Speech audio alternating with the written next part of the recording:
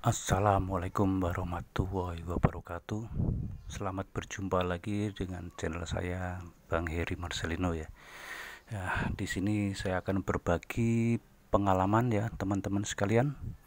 Pengalaman atau pengetahuan tentang bahan dasar untuk pembuatan bodi kulkas yang kita pegang itu sangat keras ya. Kemudian juga untuk bahan dasar pembuatan jok kursi yang sangat empuk, pembuatan busa-busa tempat busa-busa yang buat tidur ya, itu yang sangat empuk, itu bahannya apa. Nah, di sini akan jelaskan bahannya adalah, salah satunya adalah isosianat ya. Nah, ini isosianat ini saya sedikit saja nih material. Kemudian adalah poliol ya, poliol.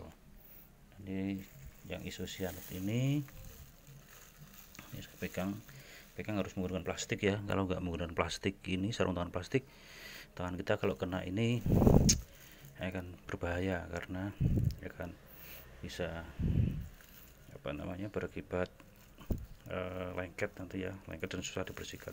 Ini kalau kita lihat sekilas, isosianat ini adalah hampir seperti ini ya, seperti madu. Nah, seperti ini, seperti madu, agak cair, tapi jangan diminum ya, ini sangat berbahaya karena bahan kimia. Kemudian yang kedua adalah poliol. Ini poliol hampir sama dengan isosianat ya, ini seperti ini, tapi dia kalau ini kena tangan tidak apa-apa, asal kita langsung bilas dengan air itu akan hilang. Ini poliol seperti ini. Kemudian nah ini seperti ini, di dalamnya kulkas itu atau di kursi yang sangat empuk ya, kursi. Kemudian di busa-busa yang tempat tidur kita, atau di hotel atau di villa itu kan sangat empuk nih, seperti ini. Tapi nanti parameternya berbeda-beda karena di kulkas itu keras, kemudian kalau di kursi maupun di busa-busa tempat tidur itu adalah sangat empuk. Itu parameter maupun perbandingan antara isosianat dan poliol itu berbeda-beda. Nah, kemudian apa sih yang yang kita kenal dengan isosianat? Isosianat adalah isosianat itu gugus fungsi dengan rumus kimia R-N C sama dengan O, senyawa organik yang mempunyai dua gugus isosianat disebut diskosianat. Kemudian poliol itu apa sih? Nah, poliol ini adalah senyawa organik yang mengandung banyak gugus fungsi hidroksil, salah satu komponen yang penting dalam pembuatan poliuretan. Nah, jadi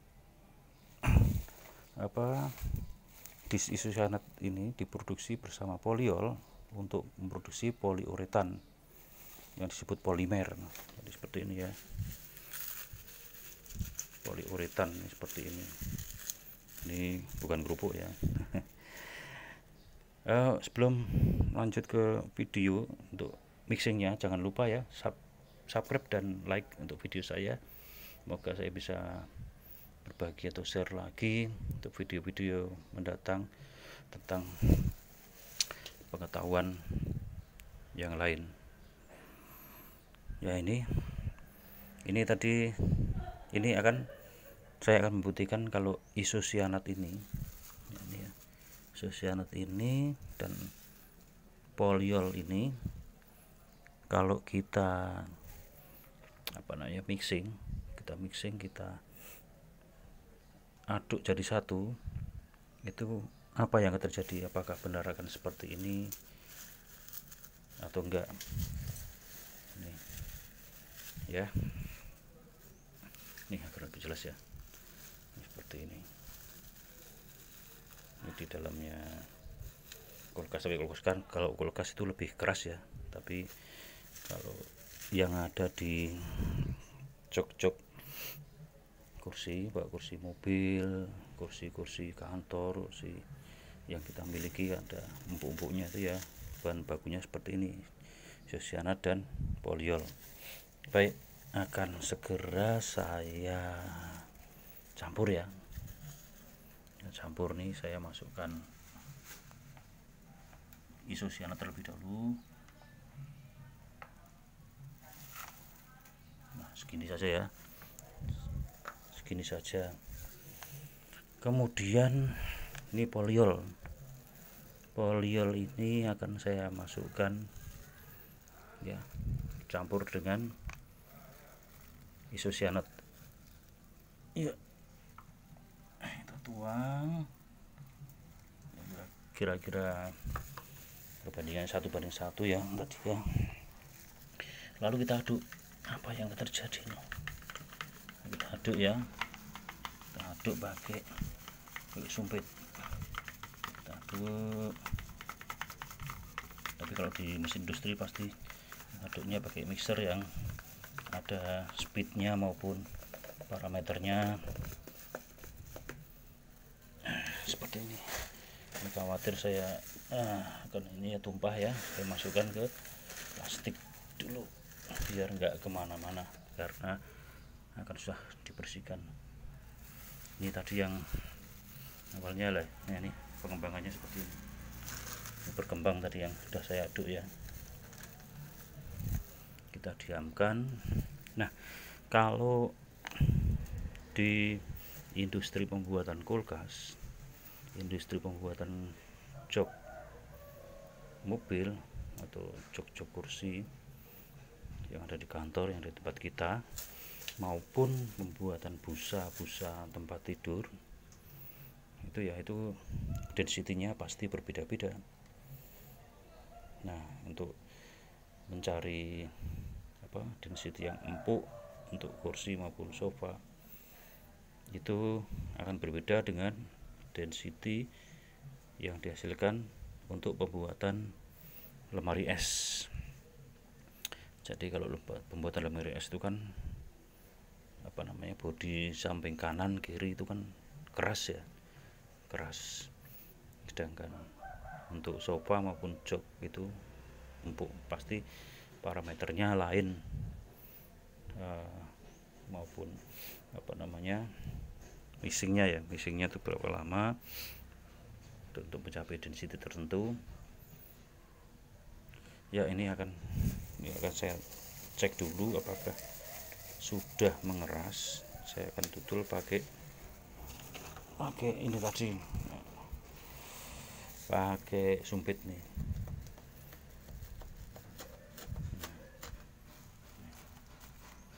Biasanya kalau mencari density seperti ini ya, ini ditusuk-tusuk sampai dia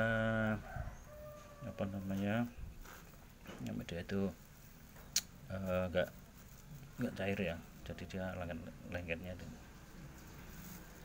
Sekarang akan saya potel ya. Potel itu apa? Potel itu dituil itu apa ya? Di potek kalau bahasa Jawa kan dituil. Nah, ini ya, seperti ini.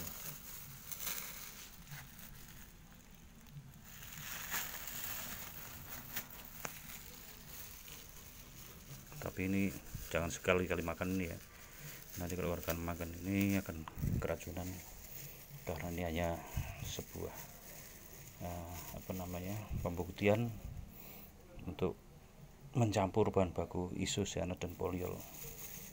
Seperti ini.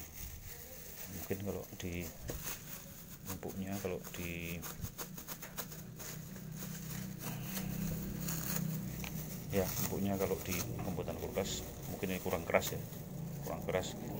Nah, selain itu untuk pembuatan bahan kulkas yang di bodi itu, yang saya tahu adalah selain ada isocyanat, polyol, ada juga pentan ya. Pentan itu semacam seperti bensin, tapi di atas bensin lagi. Dia seperti itu, jadi mudah terbakar, mudah menguap. Dia untuk mempercepat pengembangannya mengembangkan yang dicampur antara isosianat dan polyol tadi. Namun itu akan sangat berbahaya dan daya ledaknya tentunya lebih besar daripada bensin yang ada di pom bensin tersebut. Bisa mencapai radius 500 meter untuk pentan. Baik, ini tadi adalah eksperimen untuk mencampur antara isosianat dan polyol ya. Semoga ini bisa menambah pengetahuan kita tentang bahan baku bodi kulkas yang keras ataupun bahan baku jok kursi, bahan baku sofa, atau bahan baku busa-busa tempat tidur. Semoga menambah ilmu pengetahuan kita, dan jangan lupa ya teman-teman, subscribe dan like-nya saya tunggu. Semoga saya bisa menghadirkan video-video yang bermanfaat untuk kedepannya. Terima kasih. Selamat beristirahat atau selamat bekerja. Wassalamualaikum warahmatullahi wabarakatuh.